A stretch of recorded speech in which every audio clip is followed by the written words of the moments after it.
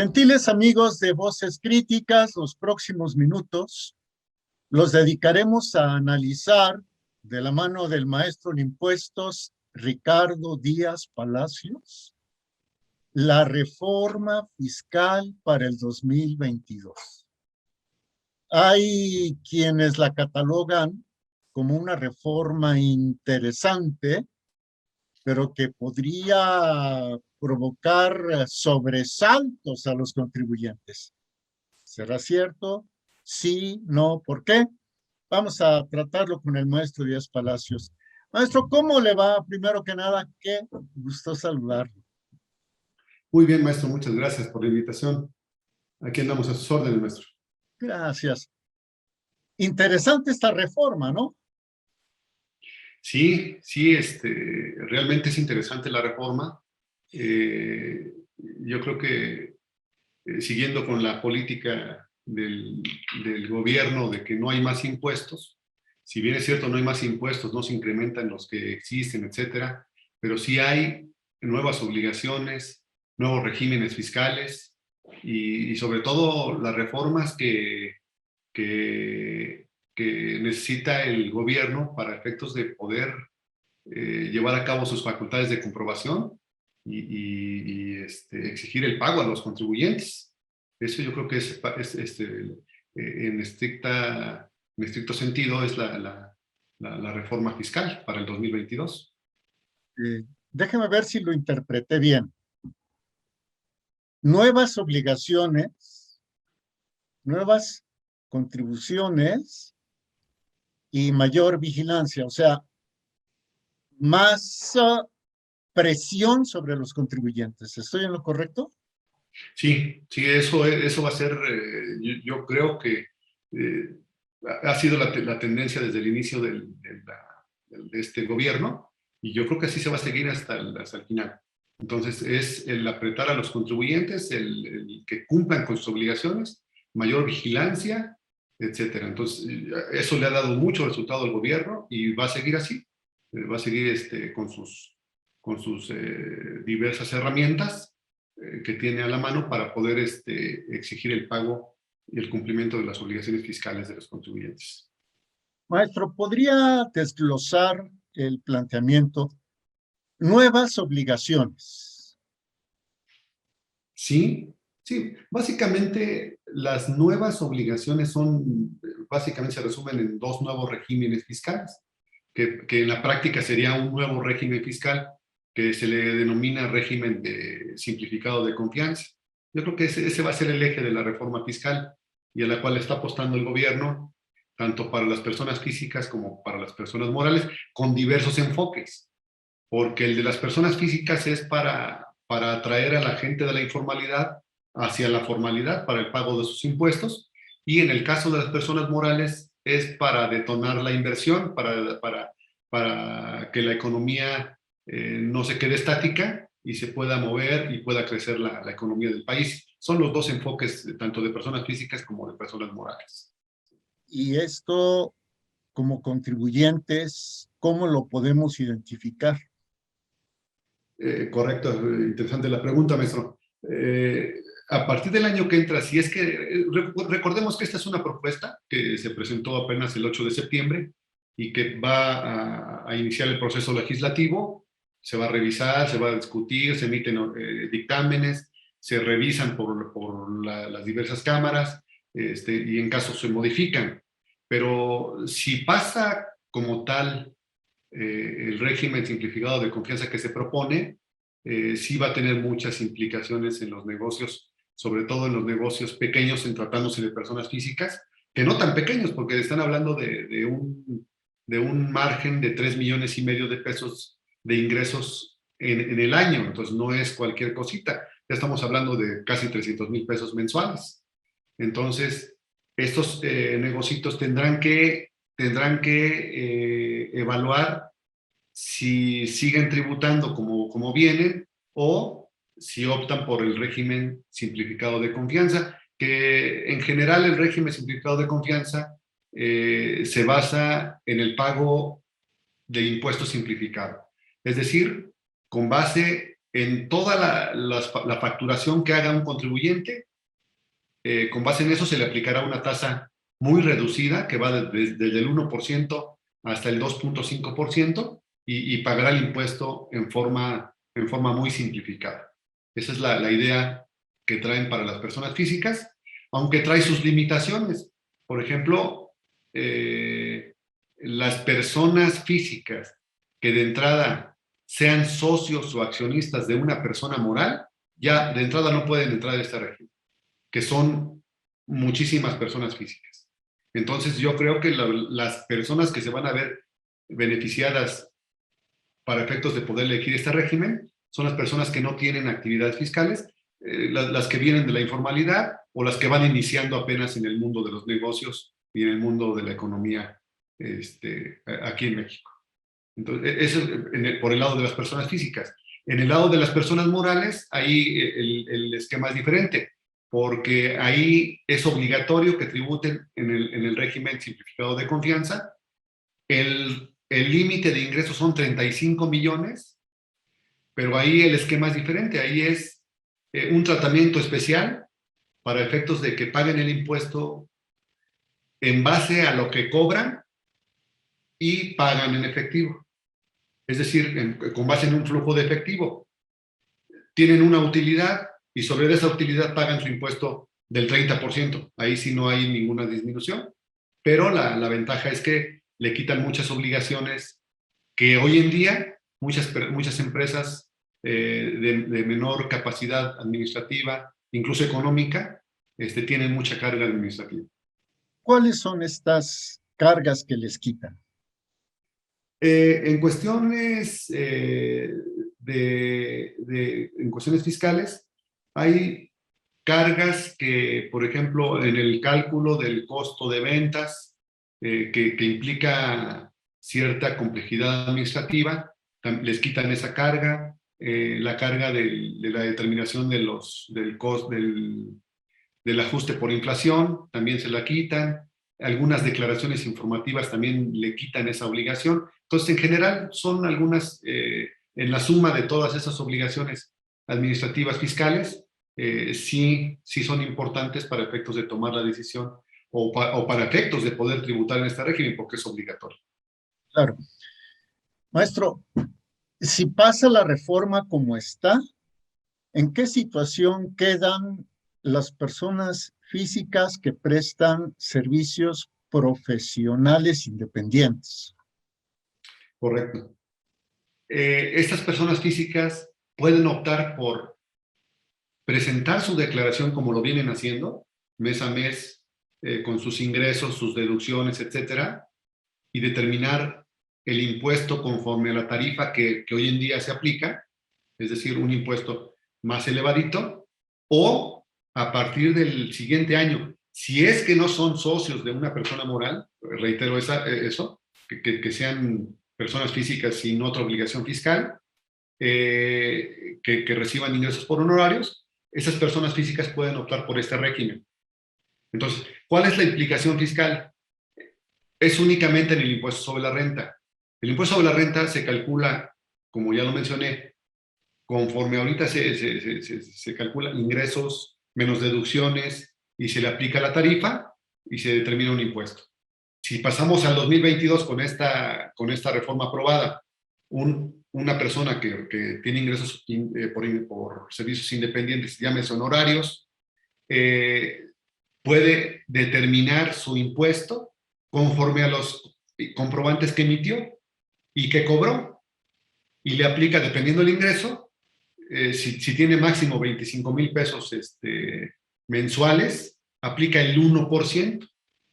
Entonces son el 1%, estamos hablando que son 250 pesos de pago de impuesto, y ahí no se permiten las deducciones. Es sobre lo cobrado, el ingreso cobrado, maestro. ¿Sí? No se permiten las deducciones, pero en este caso, por ejemplo, si una persona física recibe 25 en el régimen actual, entonces yo creo que puede llegar a estar pagando hasta una tasa del 10-12% sobre los 25,000 pesos. Y pasando en el 2022, si la reforma pasa tal cual, entonces pagaría el 1%. Pero ¿qué tal si en un mes una persona física presta servicios independientes, cobra por honorarios 25,000 pesos y en el otro 45 y luego se va con 20? ¿Eso afecta o no tendría nada que ver? No, no afecta, maestro, porque hay tasas, si rebasa 25 en el mes, en un mes rebasa los 25, aplica el 1.1%. Es decir, va por rangos de ingresos. Hasta 25 es el 1%. Después de 25 hasta, me parece que son 50,000, Ujú. el 1.1. De 50,000 a 80,000, 90,000 pesos es el 1.5. Y así nos vamos hasta 250,000 pesos mensuales, aplica el 2.5%. Incluso 300,000 pesos mensuales, aplica hasta el 2.5%, sobre 300,000 pesos. Entonces estamos hablando que si obtiene 300,000 pesos de ingresos en forma mensual, va a pagar un impuesto de 7,500 pesos, 7,400 pesos, con el régimen, si es que lo aprueban en el 2022. Pues esto sí convendría a las personas físicas que facturan honorarios independientemente, o sea, de forma independiente, ¿no? Por supuesto, maestro. Aquí la tendencia de la autoridad, o lo que yo percibo que quiere la autoridad, es quién está tributando. Págame poquito, pero yo voy a saber quién está tributando para efectos de tener el control. O sea, el gobierno sabe que las personas físicas que facturan se pueden cambiar de régimen a este simplificado. Pero pues ya de cualquier manera, ya de antemano ya sabe quiénes están contribuyendo. O lo que pretende es ampliar la base de contribuyentes, es decir, decirle a los que actualmente no contribuyen, mira, vente y vas a pagar menos. Va a compensar, ampliando la base de contribuyentes, va a compensar la merma que le produciría si se aprueba, la merma que sufriría el fisco por los que se cambien del régimen actual al nuevo. Sí, por supuesto, maestro. Eh, hay una gran cantidad de contribuyentes que hoy en día no pagan nada. Hay que ser claros, no pagan nada. Entonces, la carga de las personas físicas la llevan un pequeño grupo de personas físicas que realizan actividades, incluso de honorarios, actividades empresariales, etcétera. Entonces, lo que quieren es que todas esas personas que están contribuyendo, la pequeña parte de las personas que están contribuyendo, a lo mejor dice, voy a sacrificar esta parte, pero con toda la base de contribuyentes que atraeríamos, entonces se va a compensar. Van a pagar menos, pero van a ser entre mucha gente. ¿Por qué? Porque se estima que gran parte de la informalidad o de las personas que no están pagando impuestos se incorporen al padrón tributario y empiecen a pagar.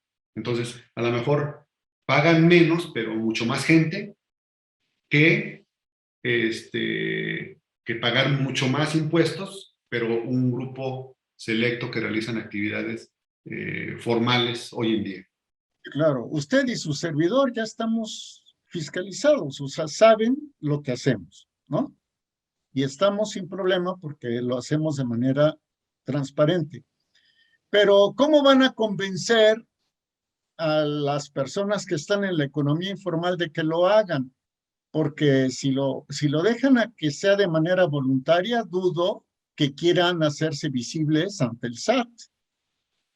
Sí, correcto. Hoy en día la cultura fiscal es, Es mientras nula menos casi. alza, es mejor. Ujú. Entonces, yo creo que tendrán que incentivar. Los incentivos de hoy en día son insuficientes, yo creo, porque los están o pretenden hacer sorteos del SAT y del Buen Fin, etcétera, pero yo creo que son insuficientes. Tendría que haber más incentivos. Que bueno, ya de por sí la tasa de impuestos puede llegar a ser un incentivo, pero yo creo que la gente en su muy interior no creo que quiera aparecer en la foto del SAT. Eso lo tengo claro. Eh, a lo mejor habría que promover, habría que publicitar la tasa de impuestos. Nosotros como contadores, como profesionistas, tendríamos que hacerles ver los beneficios que cada una de las personas tendría en caso de que se incorporaran al padrón tributario. Por ejemplo, el que su dinero esté más limpio, que sus cuentas bancarias tengan dinero que ya está pagando impuestos, que puedan soportar esa parte. ¿No será, maestro Díaz Palacios, que los bancos fungirán como soplones al SAT y que en la fotografía del SAT están desde Alberto hasta Zenón, ¿no? Pero resulta que hay otros muchos Albertos y otros muchos Zenones, se oyó muy feo, ¿verdad? Que no están en el SAT, pero que sí tienen cuentas bancarias. ¿No será que por ahí los van a detectar y les van a decir, oye, ganas, pero no pagas impuestos? Sí, eso ya viene desde cuándo, maestro. La cuestión bancaria ya viene de hace algunos años. Va muy de la mano la cuestión financiera con la cuestión fiscal, o sea, viene desde cuándo. Incluso hay por ahí gente que señala que la fiscalización debería ser a través del sistema financiero, lo cual el SAT, pues no, sus políticas no van por ese lado, pero sí es una gran herramienta el que los bancos y las instituciones financieras ayuden al SAT, por supuesto que de ahí se apoyan, pero ya existe esa información. El SAT no sé cómo está en sus controles, su parte interna, para efectos de poder encuadrar la parte financiera con la parte fiscal. Eso es. Ahora, finalmente, usted nos indica que si la reforma pasa como está, habrá mayor capacidad de vigilancia sobre los contribuyentes. A los que están bien, no creo que les preocupe, pero a los que no están bien. Sí, eso definitivamente sí les tienen que preocupar porque cada vez las herramientas del SAT son más precisas. Y es por eso que hoy la recaudación no se ha caído, incluso se ha incrementado, porque las herramientas del SAT hoy en día son muy efectivas. Son mucho más efectivas que hace algunos años. Hoy en día, con algunos datos de la base de datos del SAT, puede detectar cuánto facturó un contribuyente en cierto tiempo, o a quién le está facturando, etcétera. Entonces, hay que tener mucho cuidado, porque día con día se va sofisticando la información que tiene el SAT y tiene mayores herramientas para efectos de detectar en forma efectiva quién está evadiendo impuestos. Maestro, ¿nos podría dar ejemplos? Por ahí hemos escuchado que quieren que las personas en cuanto cumplan 18 años se registren ante el SAT. Me imagino que esa sería una de las formas de vigilar a la gente. Sí, por supuesto, por supuesto. Hoy en día, maestro, ya existe la herramienta en los bancos de que cuando uno abre una cuenta bancaria, automáticamente ya se genera un RFC, automáticamente al abrir una cuenta bancaria. Entonces, yo creo que es una buena medida el tener registrados a las personas físicas, porque ¿qué sucedía antes, hace algunos años? Que únicamente quienes realizaban alguna actividad económica tenía un registro en Hacienda, su registro federal de contribuyentes, quien realizaba alguna actividad económica. No así una señora ama de casa o quien trabajaba en la informalidad, etcétera. Pero yo creo que es una buena medida el obligar a las personas que cumplan 18 años a que tengan su registro federal de contribuyentes. Así como tienen su CURP o su IFE, igual tendría que tener su registro federal de contribuyentes. No tiene ingresos, bueno, pues no tienes de qué preocuparte. Pero empiezas a tener ingresos, hay que contribuir y pagar los impuestos respectivos. Ya lo habíamos platicado en algún conversatorio anterior. ¿Y qué tal si los ingresos son los que les depositan sus papás? Y esos ingresos ya pagaron impuestos. Sí, correcto, correcto. Tendrá que demostrarse. tendrá que demostrarse con base en el procedimiento. La ley señala claramente que en caso de una donación de un padre a un hijo, la donación que reciba el hijo está exenta por disposición de la ley. Entonces no tendría que preocuparse, pero precisamente es lo que quiere el SAT. Oye, pues, ¿de dónde viene ese dinero? Me lo regaló mi papá, demuéstrame que viene de la cuenta de tu papá. Entonces no tienes problema, no tienes ningún problema. A eso se refiere el SAT. Tienes 18 años y recibes dinero de tu papá. Bueno, tienes tu RFC, tienes ingresos que que te dona tu papá. Entonces, esos ingresos no tienen por qué pagar impuestos, pero demuéstramelo nada más, que sí vienen de la cuenta de tu papá y que es una donación. Eso es. Por último, maestro, ¿y qué otras funciones, qué otras atribuciones de vigilancia le confiere la propuesta de reforma al SAT? Sí, una de las grandes cuestiones que ha manejado el SAT los últimos 3, 4 años son los sellos digitales. Volvemos a los sellos digitales para facturar. Entonces, ahí se proponen más supuestos para efectos de que el SAT pueda suspender o cancelar incluso los sellos digitales para que no puedan facturar los contribuyentes. Entonces, ahí también está apretando mucho el SAT en esa parte.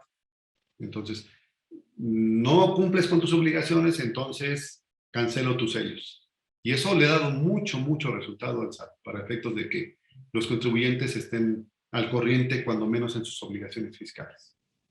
Pues así las cosas, seguiremos platicando porque el tema dará para más. Sabemos que contamos con la generosa disposición del maestro en impuestos, Ricardo Díaz Palacios. Qué temas tan difíciles, tan áridos, pero le agradecemos las explicaciones tan simples, tan sencillas, maestro. Una pregunta, si la gente quiere, no sé, contactarlo, ¿de qué forma lo puede hacer? Sí, le puedo dar mi número celular y ya sea a través de una llamada o de un mensaje de WhatsApp, 55 33 34 41 36. Con todo gusto yo los atiendo. Perfecto. Maestro Ricardo Díaz Palacios, qué placer. Nos vemos, si usted lo permite, nos vemos muy pronto. Esto va para largo.